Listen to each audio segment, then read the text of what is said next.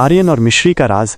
एक पुराने अनजान से कस्बे के एक छोटे घर में आर्यन रहता था। आर्यन अभी 10 साल का भी नहीं हुआ था, लेकिन उसकी आंखों में गहरी समझ थी। उसका सबसे खास दोस्त था मिश्री, एक दूध जैसा सफेद खरगोश जिसकी आंखें गुलाबी मोतियों की तरह चमकती थीं। मिश्री अचानक आर्यन की जिंदगी में आई थी।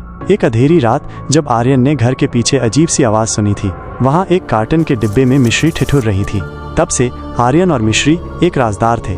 मिश्री सिर्फ आर्यन की बातें समझती थी, जैसे उनके बीच कोई अनोखा टेलीपैथिक कनेक्शन हो। लेकिन पिछले कुछ दिनों से मिश्री अजीब बर्ताव कर रही थी।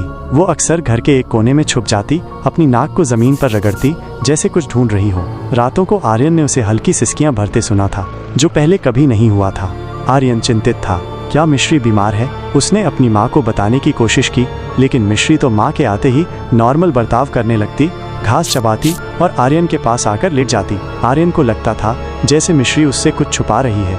एक शाम जब सूरज ढल रहा था, आर्यन ने देखा कि मिश्री बाग के उस हिस्से की तरफ जा रही है जहां पुरानी बंद पड़ी हुई कुआं थी। आर्यन दौड़कर उसके पास गया। मिश्री कुएं के मुहाने पर खड़ी थी, अपनी नाक अंदर की तरफ किए हुए बेचैन सी। आर्यन ने उसे पकड़ने की कोशिश की तो वो फिसल गई और कुएं के अंदर झांकने लगी। एक अजीब सी चमक उसकी आंखों में थी। आर्यन डर गया। कुएं के अंदर क्या था जो मिश्री को इतना आकर्षित कर रहा था?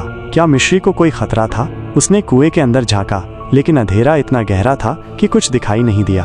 तभी आर्यन ने एक हल्की सी आवाज सुनी, मिश्री की सिसकारी, और उसके बाद खामोशी। आर्यन का दिल जोर से धड़कने लगा। क्या मिश्री कुएं में गिर गई? लेकिन वो तो यहाँ खड़ी थी, तो फिर आवाज कैसी थी?